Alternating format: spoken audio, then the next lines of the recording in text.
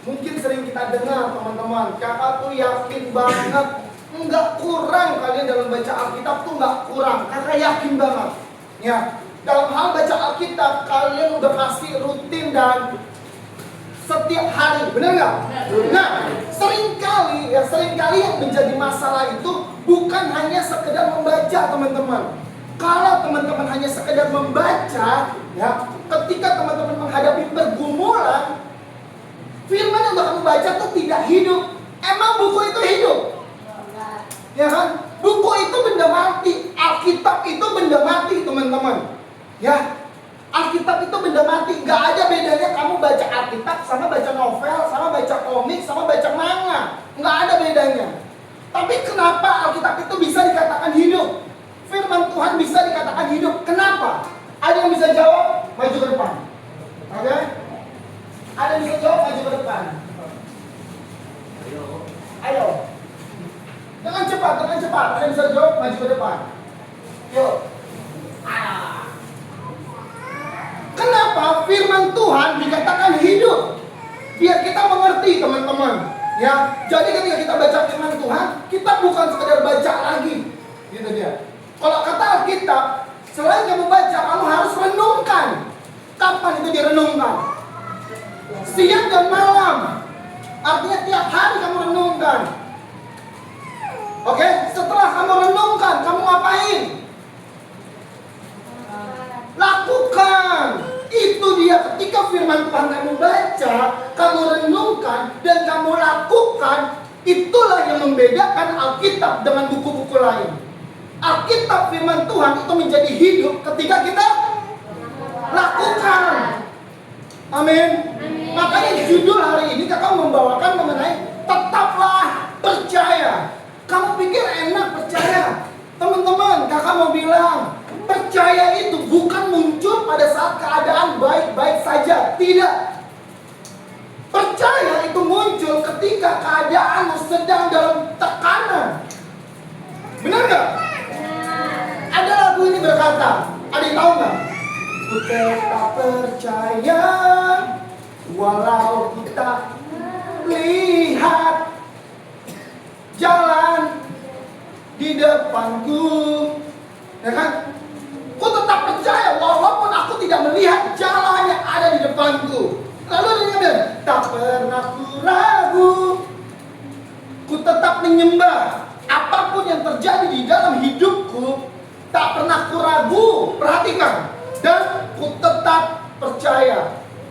Jelas dikatakan, ku tetap percaya walaupun ku tak melihat jalan yang ada di depanku. Siapa yang tahu masa depan kita? Ya Tuhan. Kita jalanin aja maunya Tuhan. Kita nggak bisa lihat depan kita tuh apa. Coba kita matiin. Ini mati lampu semua. Di luar juga mati lampu dan nggak ada bulan pada saat itu. Kamu jalannya gimana? Nabrak-nabrak. Karena nggak punya arahan. Ya kan? Tapi kalau kita baca firman Tuhan itulah yang akan mengarahkan kita. Firman Tuhanlah yang akan menjadi pusat kita untuk menuju kepada janji Allah. Amin. Tetap jalan dan jangan pernah meragukan Tuhan, teman-teman. Orang-orang yang meragukan Tuhan adalah orang-orang yang tidak percaya. Nah, kamu bilang, kamu boleh Kristen, ya. Tapi kamu disebut bukan orang percaya. Kenapa? Karena kamu masih mempertanyakan Tuhan. Karena kamu masih meragukan Tuhan. Nah, sore hari ini kamu bilang, jangan ragukan Tuhan. Yang setuju katakan amin. Lalu apakah yang harus kita tetap lakukan? Lirik ini berkata, ku tetap menyembah. Yuk teman-teman, keadaanmu baik, ya kan, senang-senang. Susah, ingat Tuhan. Doa, cari Tuhan, ya kan? Maupun keadaanmu mau baik maupun susah, tetaplah datang sama Tuhan, menyembah Dia. Yang mau katakan amin. Apapun yang terjadi di dalam hidup kita, jangan pernah ragukan Tuhan. Sekali lagi kakak katakan, ya, tapi tetaplah percaya. Yang setuju katakan amin. Wow. Nah sekarang kakak mau kita semua baca di dalam Yakobus 1 ayat 2 sampai 4. Nah, teman-teman, rancangan Tuhan itu masa depan yang penuh harapan. Amin. Tapi kakak berani bilang sore hari ini, itu tidak akan terjadi dalam hidupmu kalau kamu kamu tidak hidup di jalan Tuhan, kalau kamu tidak hidup di dalam kehendak Tuhan, gak akan terjadi, teman-teman. Banyak saudara kita di luar sana, ya kan, Kristen, tapi selalu hidupnya begitu-begitu aja, hidupnya stuck, gak ada perubahan. Karena kenapa? Karena dia hidup semau dirinya sendiri. Itu yang menyebabkan janji Tuhan tidak tergenapi dalam hidup dia. Itu dia. Jadi jangan pernah salahin Tuhan, teman-teman. Kalau keadaan kita selalu seperti ini, jangan. Ada seorang Daud yang muncul. Hei teman-teman, waktu Daud membuat suatu terobosan, Daud diremehin. Daud diremehin, apa katanya? Kamu kecil, lu bisa apa? Lu gak punya pengalaman perang. Diremehin, teman-teman. Ketika kita diremehin saat ini, kakak mau bilang, ambil respon yang positif, yang mau katakan amin. Amin. Apa kata Daud? Benar yang kamu katakan, tetapi ya kan, setiap hari, setiap kali ada siapa yang nyerang? Beruang ya, bukan anjing pom, bukan ya, bukan anjing dimension, bukan ya, apa? Beruang dan singa dihadapin sama Daud. Coba Daud kabur waktu lawan singa dan beruang, bisa dia berani ngadepin Goliat? Nggak bisa. Dari pengalaman singa dan beruang, dia mengandalkan Tuhan. Dia tahu ada Tuhan. Pada saat dia bertemu dengan Goliat, dia tahu Tuhan selalu beserta dengan Daud. Itu yang membuat Daud jadi berani maju. Kalau kamu mau masuk dalam suatu agama yang membuat kamu nyaman, yang membuat kamu bahagia, yang membuat kamu happy, jangan masuk Kristen. Jangan. Pas kakak renungin, bener juga ya. Kalau kamu mau happy, jangan masuk Kristen. Karena di dalam kekristenan, barang siapa mau mengikut aku, dia harus yes, that's it. Selain ikut salib, sangkal diri. Jangan masuk Kristen kalau kamu mau enak-enaknya doang. Ya jangan. Kamu bakal kecewa masalahnya. Dan masalahnya ketika kamu kecewa, Tuhan yang kamu salahin. Nah, kita akan belajar 3 hal dalam hal ini, teman-teman. Ingat ya, bahwa ujian terhadap imanmu akan menghasilkan ketekunan. Perhatikan itu.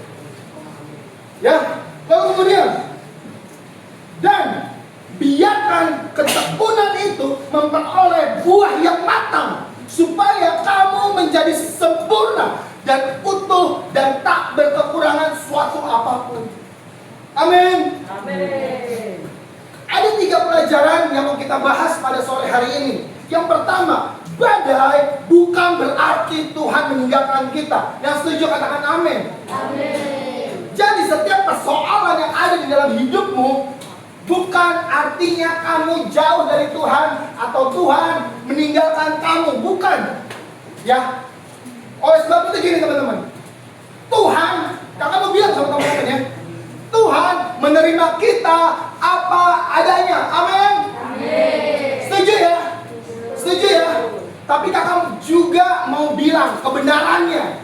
Ya, Tuhan menerima kita apa adanya, tapi Tuhan tidak akan, perhatikan, tetapi Tuhan tidak akan membiarkan kamu tetap apa adanya. Yang setuju katakan amin.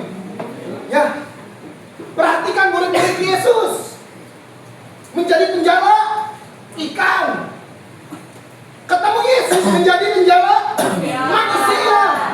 Waktu menjala ikan sama proses menjala manusia butuh prosesnya. Siapa murid Yesus yang ditegur sama Tuhan, nyala kau iblis? Hah?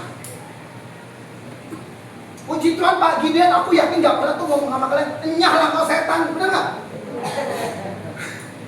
Sebab yang kamu pikirkan bukan apa yang Tuhan pikirkan, bukan kehendak Bapa, tapi kehendakmu sendiri. Bayangin sekeras itu tegurannya teman-teman. Jadi kalau teman-teman ditegur sama pengurus, taat. Yang mau katakan amin? Gak mungkin pengurus tegur kamu kalau kamu rajin.